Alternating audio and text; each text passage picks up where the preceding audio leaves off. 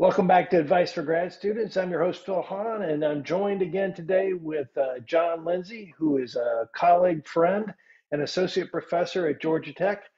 Thanks for being with us today, Jon, and let's get right into the topic of engaging with different audiences. Over to you. All right, great. Thanks a lot, Phil, and thanks for having me. I think that there's tons of advice that's out there on bridging the gap.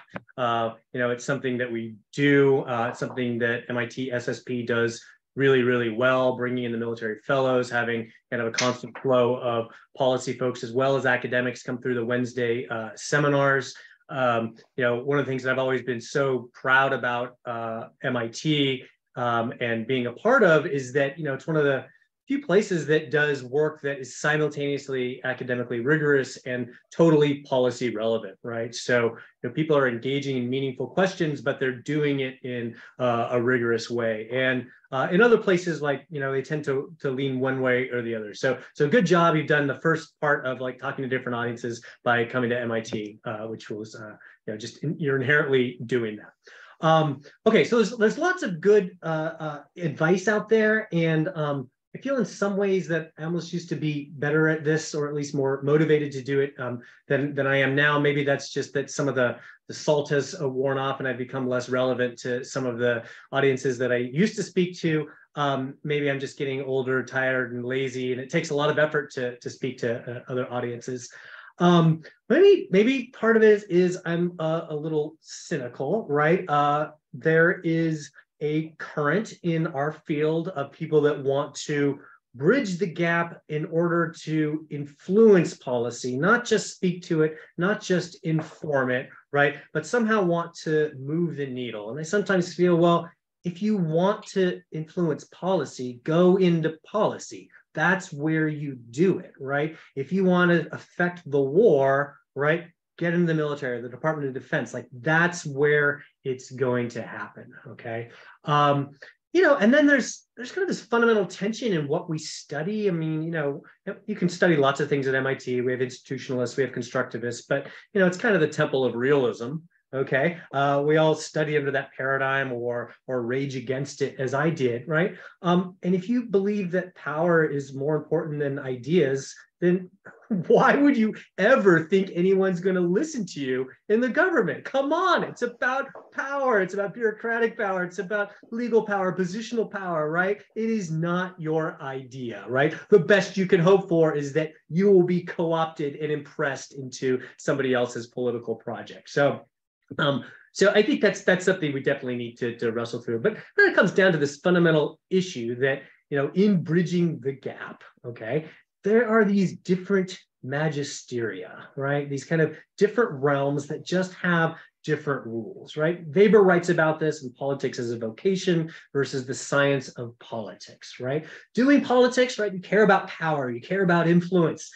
Maybe you're motivated by patriotism and you want to get, the right policy for your country. And that's a great opportunity for touch points, because now you have people in policy that really are motivated to do the right thing. Maybe you have the same motivation as a scholar, so you can come together. That's great, right? They're maybe motivated by more venal things, getting promoted, getting ahead, right? So there may be different motivations for people there. In politics, right? Like we tend to have these different motivations. Like you want to get the truth. You want to say something that's correct, something that's going to still be correct 10 years later, right? You want to have an argument that's elegant, right?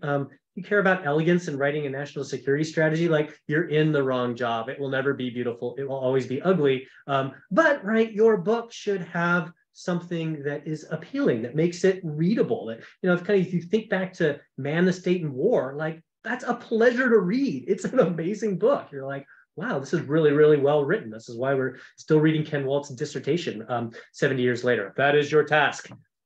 Okay.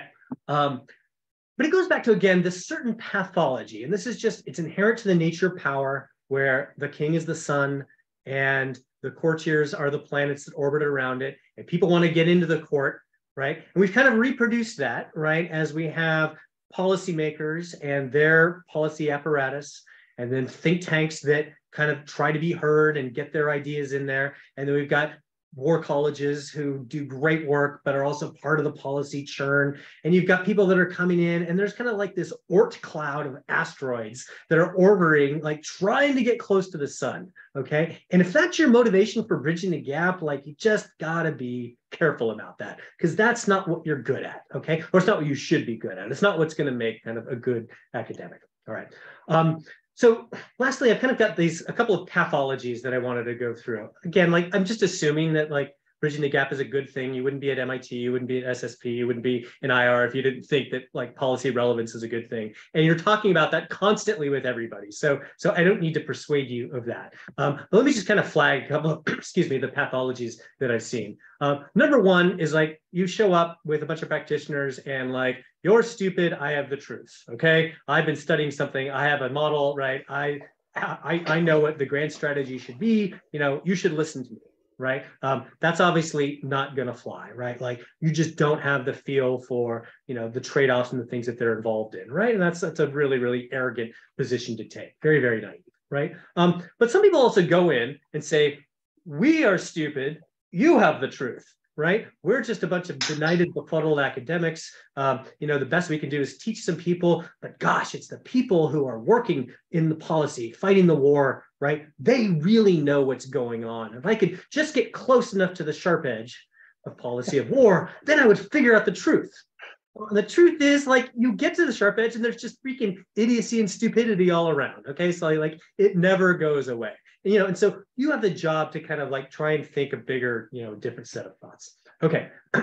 Number three, excuse me, is I think some academics look at policy as kind of like, you're just my research assistants, right? You've got some interesting problems that I haven't thought of. So I'll interact with you because you'll give me some puzzles or maybe some stories or some things that I'll use, like you're my RA.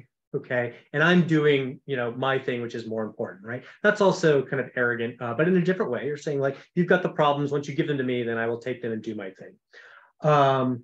The converse of that, right? And this is kind of where policy says, you, external academics, you have some credibility that we need to borrow. Okay. We've got a strategy that aligns nicely with our service preferences, and we're going to push it. But I need you to write a strategy that makes it make sense, right? I'm US Cyber Command. I'm a military organization. Of course, I'm going to operate. I need authorities to operate. Can somebody write me a grand strategy that like justifies the need to be persistently engaged all the time everywhere? That would be really, really helpful. Okay. So you got to be, like we're useful in the other direction. Maybe each side helps the other to kind of feel better about their life choices. You're like, whew, at least I'm not an academic. You're like, whew, at least I'm not a policymaker, like stuck in the mud there. Okay. You failed trying to be like me, but you want to feel smart again, right? Or I failed trying to be like you, and now I'm going to like wash out and spend the rest of my time in academia. So I think like all of these archetypes are out there, and you just need to kind of be aware of them. Okay. Don't be them, right? They're not going to go away, but just kind of be mindful. And you can even kind of say like, okay, this is part of the environment that I'm dealing with. And this is also part of how the organization works and part of how the knowledge generation process works, warts and all, right? So here we go. Let me jump in there. Let me jump in here, John. I'll ask you a question here. So you've talked about some of the warnings, some of the advantages and all, but first or second year grad student sitting there going, well, how do I bridge the gap? How do I get involved and get to these other audiences? What advice would you have to them about how to get to the point where they're being relevant to these other audiences or being able to speak to them where they're listened? Yeah, I guess this is the converse of the, one of the other series we did on like, hey, you've got a lot of experience. What do you do? If you don't have that experience, what do you do? Right. You need to find a way to get it, right? So, I mean, SSP does field trips, you can do internships, you can find a way to work. Be curious, right? Find people that have the experience and talk to them about what they do, right? Ask them what was hard, ask them what was confusing, ask them what was like genuinely intellectually challenging, right? What are the things that keep them up at night, right? You want to find things that are hard not just because there's conflict and there's somebody that's opposed to you.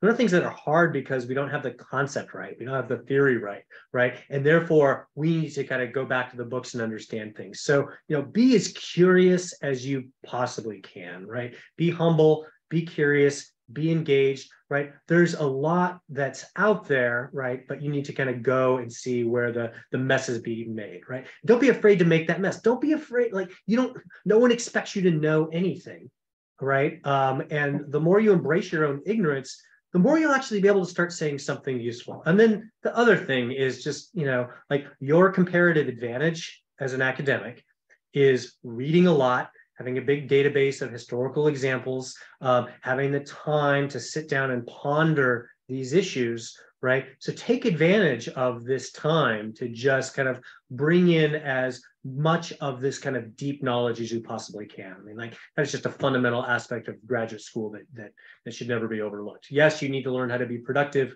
but this is your time to sit down and read, right? As a professor, you're never going to have this time again. You may feel busy as a grad student, but you are never going to have the time that you have right now to like read and deepen your database. All right. Well, that's the time we have today, Jon, and always fun to talk to you. A lot of good advice here. And anyway, thank you to the audience for coming up and spending time for Advice for Grad Students. Take care.